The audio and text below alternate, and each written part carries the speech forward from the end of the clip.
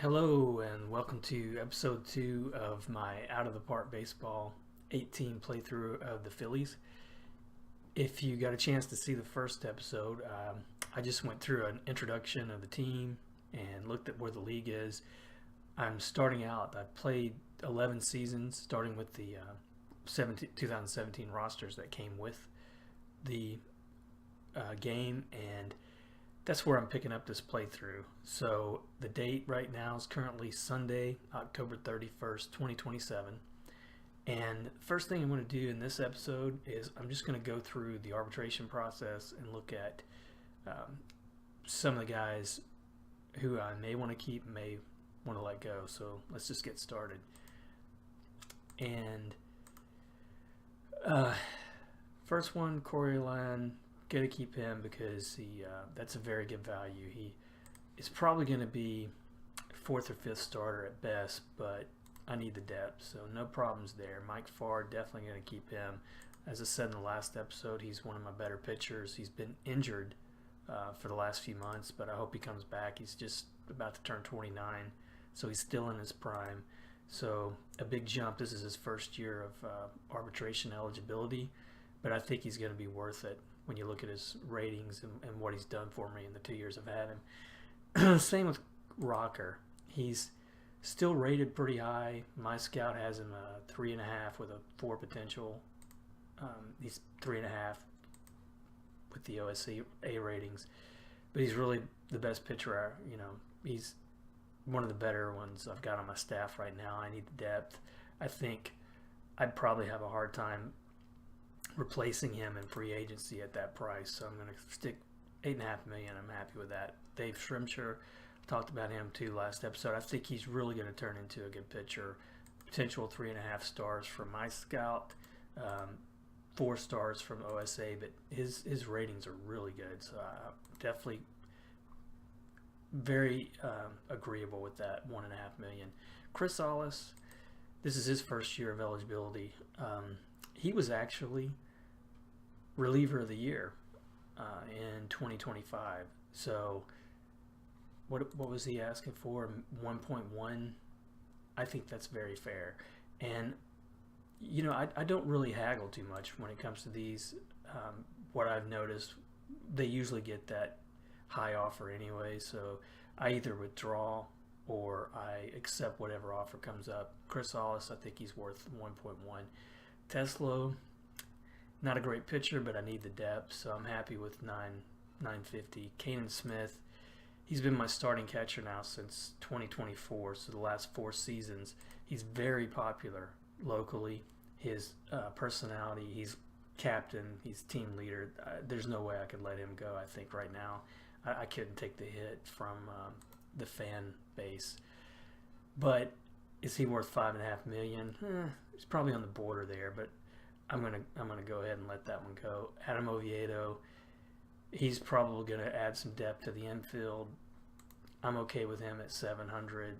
Nova, I'm okay with him at 2.8. He's been pretty consistent the last couple years since I picked him up off waivers from Cleveland, and he's got some power, plays 4 positions, really strong.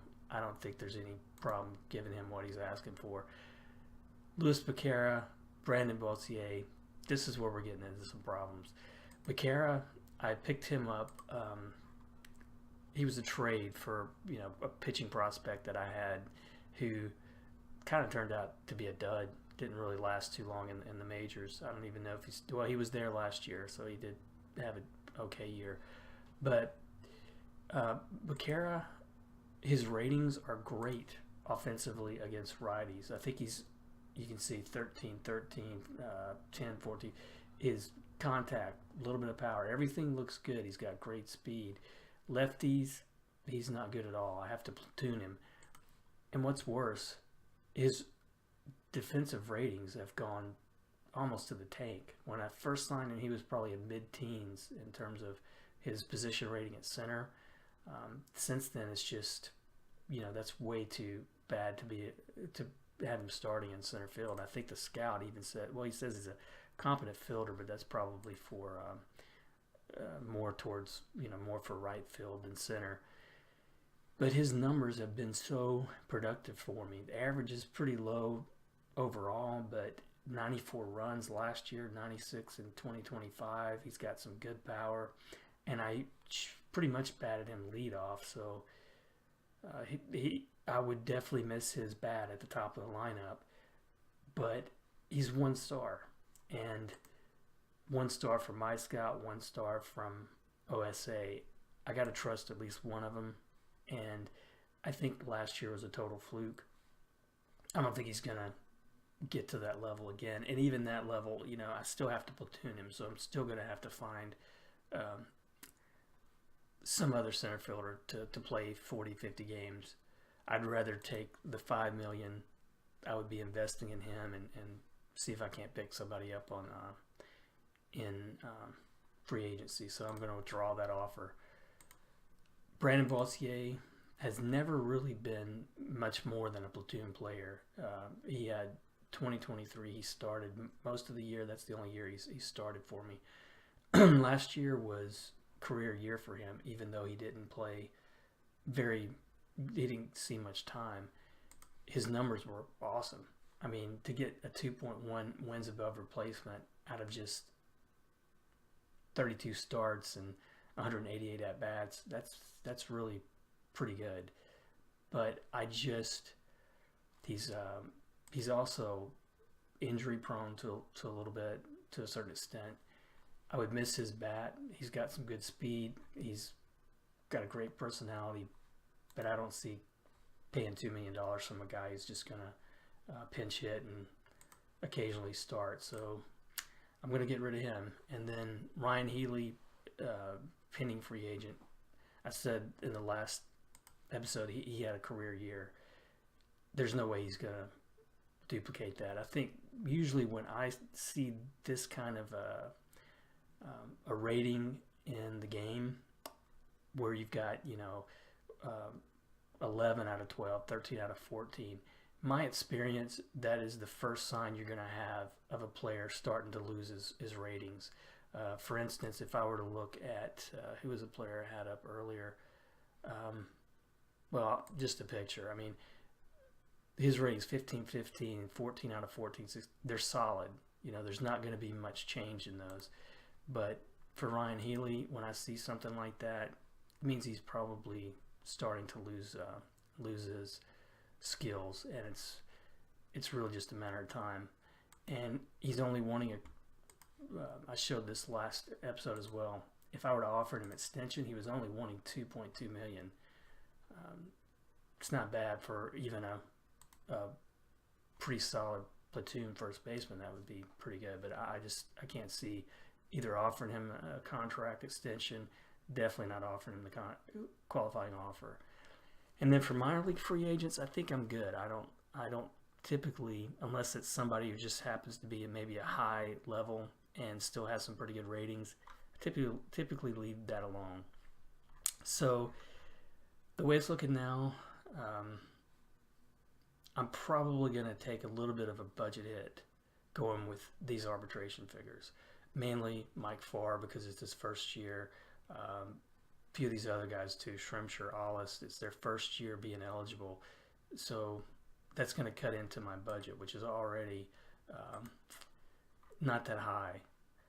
I've got a projected budget room right now of $6.3 million, and that's not going to buy a lot of free agency.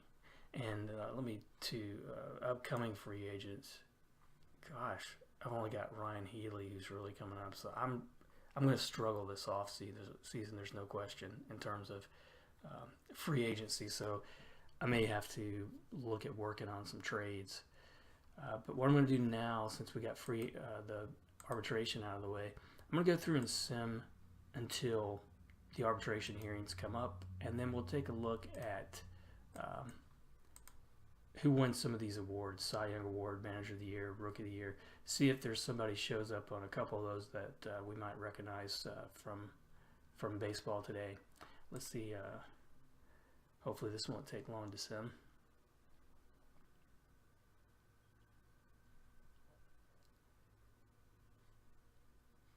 I forgot. I've got the creating baseball card set up. I know some people are kind of hit or miss with that. You know, I've heard some guys on the forum say they just would rather turn it off, and I don't necessarily use it, but I've never taken the time to disable it. So if somebody's out there, if you want to comment and see if it's something that you really do get some value out of, let me know. I'm sure there's something cool about it. I've never really even looked into it. You know, I don't even know. I think I've only maybe looked at it a few times anyway, just to see what it was about, but I don't really keep up with it. So let me go ahead and look at. So we're going to get to the Great Glove Award winners. I didn't change the name on that. Manny Machado, wow, he is still around.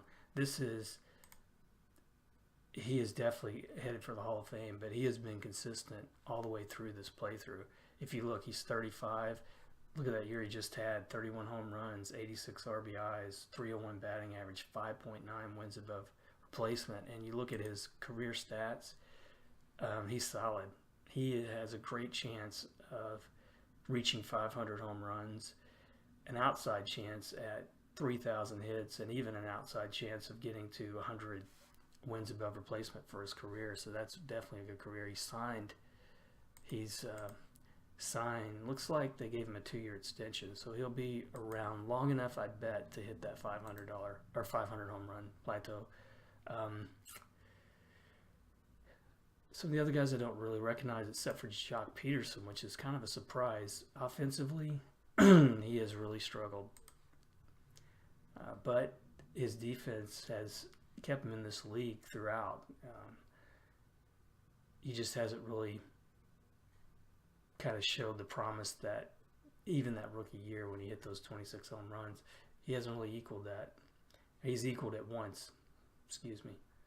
But he's still winning some awards, and he's only, did I get that right? Well, he's 35, so he's getting to the end of his career as well. National League, did we have some Phillies? We did. Fritas Nova. And what I was saying earlier, this guy is solid at, I played him primarily at third. I think you could go with this guy either of those three positions and feel pretty good about it. And the guy is really pretty good offensively too, so very happy for him. Royce Lewis, this is why he's my best player, because he's not just offensively, but this is his second Gold Glove. I'm just going to call it Gold Glove since I've had him. Very well deserved from him. I don't recognize any of the other guys in there. Is Austin Hedges? I think Austin Hedges might be a player in the system, right? Yeah, San Diego. So he's had a good career. 225 home runs. Not bad for a catcher. Excuse me. And he's probably, looks like he has a great defensive rating. I would love to have those ratings on my catcher. 18, 14 ability, but 17 arm. That is really solid. Top reliever, Mike Moore for the Astros. Mauricio Cabrera, Chris Kidd for Kansas City. And then in the National League, Andy, I don't know if I can attempt that, Loghead, Yariel Barrios, and Chris Ollis, who I said won it for me in 2025. They really like this guy in this playthrough.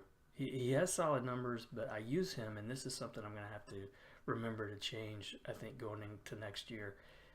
I use him primarily as a lefty specialist and then set up, and I think it's kind of skewing how he's picking up innings. I think he probably deserves a few more innings. 93 appearances. He's led the league in appearances for 3 straight years, but only 62 innings. And last year was a big comeback year for him as well. But, you know, maybe it works. Maybe I should leave it there. You know, he's been already won the Reliever of the Year award once and a runner-up again, so he's doing something right. This is the American League Platinum Stick Award winners. And you're going to notice, I'm sorry, my voice is cracking up. You're going to notice some names here that you probably recognize. Mainly, I think Brandon Kinsler. Nope, he's well, Junior. Wow. So you probably do recognize that name. But Justin Bellinger is a beast in this playthrough. I would think he's probably the best player. I would say he is the best player offensively that's come through. And he's started out in 2020 with Tampa Bay. He was Rookie of the Year. He's won 3 MVP awards, 60 home runs in 2025, 165 RBIs last year. It's just incredible. I don't know if he can keep that up. He's 32. They've got him probably signed to a long-term contract. They do through 2031. But he has put up some impressive numbers. I think he's a cinch to hit 500. I don't really know how he's going to finish, but if he has another 5 years or so at the pace he's on, this guy could really put up some great power numbers. Mike Cochran, a lot of these guys seem to be pretty new. Although Arizmendi Alcantara, I think he may be, yeah, he's been around for a while. It took him a while in this playthrough to pick up. He was traded around a few teams, and then 2018 he started exploding too, and he had a really good run through. I would say his average started to slide, but last year was a very good year for him, a big comeback year, so he's had a good career. In the National League, any Phillies? Probably not. Austin Murphy has been a great player for St. Louis, a big home run power hitter. He's probably one of the better offensive players right now for the last 3 years in the National League. I think he hasn't won an MVP, but he's probably been pretty close. I don't recognize Gabriel Guerrero has been a pretty amazing player as well for Cincinnati. And I don't know what system he came from. Let me see. He was an international free agent with the Mariners. So he played around, was traded around several times, and then he finally got to Cincinnati and just became a really good player. He was a Rookie of the Year. He's been the MVP in 2020, and that was probably his best year, but it was amazing. 58 home runs, 145 RBIs. I'm playing with the default settings too that came with this, with version 18. I haven't really changed much at all, and that is something I'm noticing is a big uptick in home runs. I mean, there are several guys who have hit 60 plus. Justin Bellinger was one. Several guys who have gotten up here with Guerrero and hit 58. I think Cody Bellinger and Chris Bryant are a couple of other ones who have hit a lot of home runs in this playthrough. Cochran, Rookie of the Year award. Wow, he's deserving of that one. 40 home runs his rookie year. It's like I'm saying, that's kind of how this playthrough has been. Just a lot of home runs. And then in the National League, Atlanta center fielder Chris McCurry, he did have a good year. I remember seeing his name pop up quite a bit.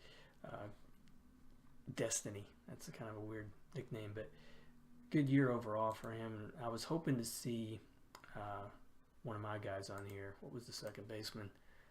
Joe Clark. He won Rookie of the Month twice, and I thought put up pretty good numbers overall too, but I guess it was just a good year for rookies because, well, I don't know. Those numbers don't look that great to me. American League Manager of the Year, Sultani of the Yankees. Atlanta's Dave Martinez wins the Manager of the Year for the Braves, his second time in a row. And you can see the Braves, the run they've been on, three years straight making the playoffs, 3 years straight winning the division. Cy Young Award winner, Juan Salcido of Oakland. In Oakland right now, they have really rebuilt their team, and they're going to be scary, I think, for several years. This guy looks really good. And he's, on the flip side of that, he's 17 of 20. When you see that in a young guy, and you've got the potential, it's kind of out here the blue.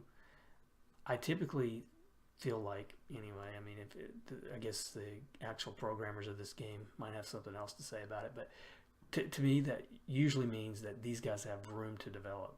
even at that point, even though he's 17 stuff overall. He's got room to develop at that age. So he could be a scary pitcher for years to come. Chris James, good year for him, 5-star player. Jordan Montgomery. And then in the National League, Ian Plyler for St. Louis. He's been amazing too. I think this is his second year in a row of winning the Cy Young 5-star pitcher, mainly because of stuff. And what I've seen in this game with stuff usually equates to a lot of strikeouts. And you can see 2 years back-to-back with 300-plus strikeouts. So he's definitely a flamethrower. Chris McDonald and Janik Lopez were runners-up. And then the Most Valuable Player Award, Bobby McKay. Great year for the Astros. This guy, it's kind of like the Astros just can't do anything wrong. It seems like he was drafted in 2021, a 6th-round pick, and he took a while maybe to get to the majors. Finally got to the majors in 2026 and had an amazing year. So his first 2 years, he's won the MVP. So he's started off really impressive. Although this year, average took a huge dip. So that doesn't look too good to me. And I noticed his ratings, that might be iffy for him because that can be trending down. You know, it's. I think that also, too, the yellow, it goes from yellow, or red, yellow, green, blue. He might be trending down in his contacts. So we'll see how his career plays off. Justin Bellinger, no surprise there. The kind of career he's had, like I said, already won it 3 times. Kyle Tucker, another amazing player that came from the Houston farm system. He was drafted in 2015 by the Houston Astros. So I'm not familiar with him. I should probably be, but he has definitely had a great career, but he's been injured. You see his injury proneness, he's listed as wrecked.